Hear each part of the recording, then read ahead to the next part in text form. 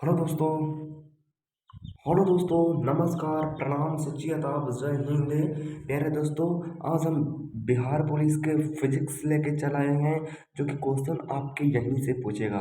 तो बिल्कुल एकदम वीडियो के लास्ट तक देखिएगा और एग्ज़ाम लास्ट लास्ट एग्ज़ाम तक आपकी जो है वो चलेगा। तो लगा देंगे आग पानी में, जवानी उसको कहते हैं, और छीन लेंगे इस बार बिहार पुलिस के सिलेक्शन, जवानी की कहानी उसको कहते हैं। तो बने रहना मेरे साथ वीडियो के लास्ट तक, जब तक तोड़ेंगे नहीं तब तक छोड़ेंगे नहीं। तो ये फिजिक्स जो है वो बिहार पुलिस के लिए स्पेशल है।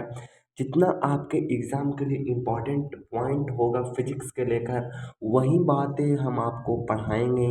बस उसी बात को हम चर्चा करेंगे। मैं कोई एस्पिरेंट्स स्टूडेंट हूँ, मैं कोई वो नहीं हूँ, टीचर नहीं हूँ। तो जो आपके इम्पोर्टेंट पॉइंट आते हैं मेरे ख्याल से उसको हम डिस्कस करेंगे। चलिए, पदार्थ और द्रव्य यानी मैटर वह वस्तु जो स्थान घेरती है, मतलब वे वस्तु, मतलब कोई वस्तु जो होती है जो स्थान आपको घेरता है, जिसमें द्रव्यमान होता है एवं जिसका अनुभव हम अपने ज्ञानेंद्रियों से करते हैं। ज्ञानेंद्रिय जो होती है वो 11 होती है, लेकिन मेन रूप से 5 होती है। पदार्थ कहलाती है। जैसे लोहा हो गया, लोहा को जब आप रखोगे तब वो आयतन घेरेगा, उसको हम अनुभव कर सकते हैं, अपने ज्ञानेंद्रियों से उसको देख सकते हैं। लकड़ी, हवा, दूध, पानी। पदार्थ की मुख्य 3 अवस्थाएँ होती है। मतलब कि पदार्थ जो होते हैं वो मुख्य तरह से 3 अवस्थाएँ में होती है। सॉलिड और लिक्विड और गैस होती है। अब एक इसमें यहाँ से क्वेश्चन आपसे पूछता है, बोलता है कि गतिज ऊर्जा सबसे ज़्यादा किसमें होती है? तो गतिज ऊर्जा सबसे ज़्यादा होती है वो गैस में होती है, उसके बाद में द्रव में होती है उसमें। गतिज ऊर्जा का मतलब कि गति करने वाला जो ऊर्जा है वो सबसे ज़्यादा किसमें होगा? तो गतिज ऊर्जा सबसे ज़्यादा होगा जो किस में होगा, तो वो होगा गैस में। गैस जो होगा वो सबसे ज़्यादा गतिज ऊर्जा के मामले में काम करेगा। उसके बाद अगर हम देखें तो आता हमारा कि उसके बाद अगर हम गतिज ऊर्जा की बात करें तो गतिज ऊर्जा किसमें सबसे ज़्यादा होगा? तो गतिज ऊर्जा जो सबसे ज़्यादा होगा वो किसमें होगा? तो गतिज ऊर्जा सबसे ज़्यादा गैस में होगा, क्योंकि गैस में जो गतिज ऊर्जा है वो ज़्यादा होगा। घनत्व की बात करें तो सबसे ज़्यादा घनत्व जो होगा वो किसमें होगा? तो सॉलिड में होगा। सॉलिडिटी एंड इल्यूजन, जो कि फिजिक्स की दुनिया का एक फेमस कोट एंड कोट भी है। आंतरिक आणविक घर्षण बल की अगर हम बात करें तो आंतरिक आणविक घर्षण बल जो होगा वो सॉलिड में होगा। आंतरिक आणविक घनत्व बल जो होगा वो सॉलिड में होगा। आगे बात करें कि अंतर आणविक स्थान जो सबसे ज़्यादा होगा वो किस में होगा? गैस में होगा। गैस में अंतर आणविक स्थान जो ज़्यादा होगा वो किस में होगा? गैस में होगा। और प्रत्यास्थता की बात करें तो वो सॉलिड में होगा।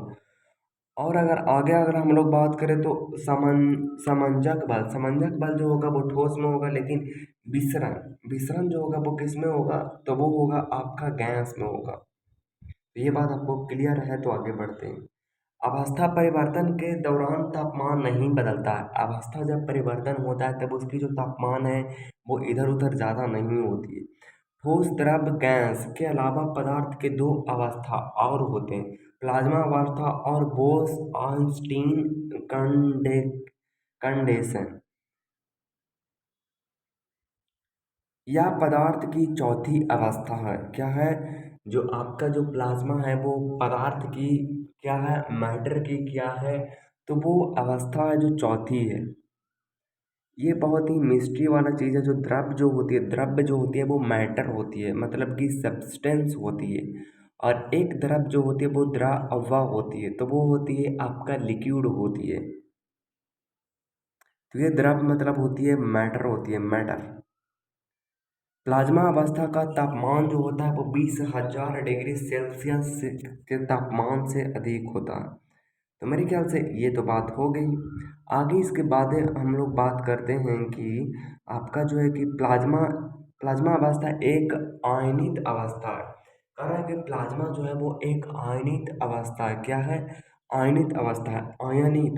प्लाज्मा प्रायः विसर्जन नलिका, नाभिकीय रिएक्टर इत्यादि में पाए जाते हैं। सूर्य और तारों की ऊष्मा चमक प्लाज्मा अवस्था के कारण होती है। हाँ, जो सूरज होती है, जो तारा होती है, उसका जो चमक होती है वो किसके कारण होती है? तो वो सूरज और तारा के जो चमक जो होती है वो किसके कारण होती है? तो वो होती है प्लाज्मा के कारण होती है। प्लाज्मा अवस्था विद्युत की सुचालक होती है। अच्छा, प्लाज्मा जो होती है वो क्या होती है? तो प्लाज्मा जो आपका होती है ना प्लाज्मा, तो प्लाज्मा विद्युत की सुचालक होती है, मतलब कि उसको से इलेक्ट्रिक पावर कर्स होती है। और बोस-आइंस्टीन कंडेंसेट की बात करें तो यह पदार्थ की पांचवी अवस्था है। 1920 में सत्येंद्रनाथ बोस ने पांचवी अवस्था की कुछ गणनाएं की थी। 1920 में मतलब कि 1920 में सत्येंद्रनाथ बोस ने पांचवी अवस्था की कुछ गणनाएं की थी। इसके आधार पर आइंस्टीन के आधार आधार की पांचवी अवस्था भविष्यवाणी की थी। इस अवस्था को प्राप्त करने के लिए कॉर्नेल विमैकेट्रिले को नोबेल पुरस्कार मिला था। पदार्थ के सामान्य गुण हैं, जैसे दाब जो होती है मतलब कि प्रेशर, मतलब दाब जो होती है वो प्रेशर होती है। यदि किसी सतह के स्रोत पर सबसे उसके लंबवत कोई बल लग रहा है तो वह क्या हो? वो कहा जाता है कि सतह पर दाब लग रहा है। सतह पर क्या लग रहा? दाब लग रहा। प्रेशर यानी कि दाब बराबर क्या हो जाएगा? तो दाब बराबर क्या होगा? दाब बराबर फोर्स, यानी कि दाब बराबर होगा बल बटे एरिया। अगर दाब को बढ़ाना है तब एरिया को घटाना पड़ेगा, और अगर अगर एरिया बढ़ रहा है तो दाब घटेगा, और अगर दाब बढ़ रहा है तो एरिया घटेगा। अगर दाब बढ़ रहा है तो एरिया घटेगा। मतलब कि आपका जो प्रेशर है और आप मतलब आपका जो प्रेशर है वो डिपेंड करती है किस पे? एरिया पर डिपेंड करती है। पृष्ठ पृष्ठ या सतह पर लगने वाला दाब दाब उस सतह पर आरोपित बल तथा पृष्ठ के क्षेत्र के अनुपात में बराबर होता है। अतः एकांक क्षेत्रफल पर कार्यरत बल या दाब कहलाता है। प्रानोद इत्यादि इसके। अब दाब जो होती है, मैंने आपको बताया कि अगर दाब को घटानी है तो क्षेत्रफल को बढ़ानी पड़ेगी, और अगर क्षेत्रफल को बढ़ानी है तब दाब आपकी घटेगी। दाब का एसआई मात्रक क्या होता है? तो आप कहोगे कि दाब का जो एसआई मात्रक होती है वो न्यूटन न्यूटन प्रति मीटर स्क्वायर या तो फिर पास्कल होती है। दाब जो होती है वो पास्कल होती है, और दाब की बीमा जो होती है एमएलटी ये होती है। तो मेरे ख्याल से कंप्लीट। आगे हम लोग बात कर लेते हैं कुछ इस तरह के। हम्म। तो बात ऐसी है कि बार तथा मिलीबार ऋतु विज्ञान में वायुमंडल के दाब के प्राय वार अथवा मिलीबार में प्रदर्शित करते हैं। एक वार बराबर क्या होती है? तो एक वार बराबर होती है 10⁵ प्रति मीटर स्क्वायर, यानी कि 10⁵ पास्कल होती है। तो एक वार बराबर अगर आप आपसे पूछता है तो 10⁵ 5 न्यूटन प्रति मीटर स्क्वायर होगा। और वही चीज अगर पूछता है कि 10⁵ 5 क्या होगा? 10⁵ 5 पास्कल भी हो सकती है। एक वार बराबर एक मिली बार बराबर क्या हो सकती है? तो एक मिली बार बराबर होगी 10⁵ 2 न्यूटन प्रति मीटर मीटर स्क्वायर होती है। या तो फिर अगर कहूँ तो जैसे फॉर एग्जांपल अगर मैं बोलूँ तो आपको कि एक वार बराबर क्या होती है, तो मिल जाती है कि बार तथा मिली बार ऋतु हो जाती है। एक बार बराबर क्या होती है? तो आप कहो कि एक मिली बार बराबर 10⁻² पास्कल होती है, और एक बार बराबर अगर कहा सकते हैं तो एक बार बराबर होती है 10⁻5 पास्कल होती है। तो ये बात क्लियर हुआ। अब द्रव्यों के दाब के बारे में बात करते हैं।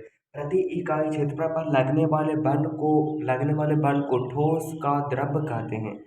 प्रति इकाई क्षेत्रफल पर लगने वाले बल को ठोस का दाब कहते हैं। चूंकि द्रव के अणु सभी दिशाओं में करा कि प्रति इकाई क्षेत्रफल पर लगने वाले बल को ठोस का दाब कहते हैं। चूंकि द्रव के अणु सभी दिशाओं में समान रूप से गति करते हैं, अतः किसी बिंदु पर द्रव का दाब भी सभी दिशाओं के समान रूप से लगता है। जैसा कि आप देख सकते हैं द्रव के अंदर किसी किसी बिंदु पर द्रव दाब की द्रव की गणना सूत्र होती है रो जी एच प्लस वायुमंडलीय दाब। अगर द्रव्य के मामले में देखा जाए, द्रव्य द्रव्य जो होती है वो लिक्विड होती है, और द्रव्य जो होती है वो होती है सब्सटेंस होती है, मतलब कि मैटर होती है। जैसे मैं बताऊं कि अगर दाब बराबर जो होती है वो होती है रो जी एच होती है। आप कहोगे कि रो क्या हुआ, तो रो उसको डेंसिटी भी आप डिपेक्ट कर सकते हैं। जैसे दाब बराबर क्या होगा, अब थोड़ी सी ध्यान दीजिएगा। एक बार बराबर मैंने कि जैसे कि आपको बताया कि एक बार बराबर होती है 10 पर पावर 5 पास्कल होती है, और एक मिली बार बराबर होती है 10 पर पावर 2 पास्कल होती है। और दाब दाब जो होती है वो दाब का जो सॉलिडिटी में जो होती है वो बल बटा क्षेत्रफल होती है। मतलब कि अगर बल बढ़ेगा तो दाब भी बढ़ेगा, और अगर दाब बढ़ेगा तो बल भी बढ़ेगा। लेकिन अगर वही देखें, अगर थोड़ी सी कंडीशन को इस तरह पे देखें कि अगर क्षेत्रफल बढ़ेगा तो दाब घटेगा, और दाब बढ़ेगा तो क्षेत्रफल घटेगा। लेकिन दाब को जब आप लिक्विड फॉर्म में देखते हैं तो रो जी एच होती है, जहाँ रो आपका डेंसिटी है और जी जो आपका गुरुत्वीय त्वरण है, और एच जो है वो द्रव की सतह से उस बिंदु की गहराई है। तो वही बात को ये आपके सामने रख रहा है। अतः स्पष्ट है कि द्रव का दाब द्रव के घनत्व, सतह के गहराई तथा गुरुत्वीय त्वरण पर निर्भर करता है।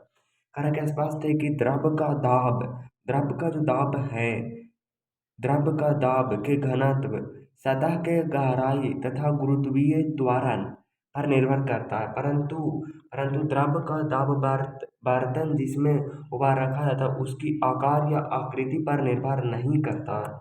ये बात बात बिल्कुल करेक्ट है।